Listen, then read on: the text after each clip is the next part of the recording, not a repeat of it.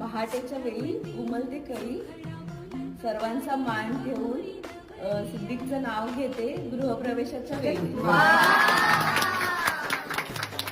उघडले पहिले पान, संस्काराच्या पुस्तकातून उघडले पहिले पान, दर्शनाचं नाव घेतो सर्वांचं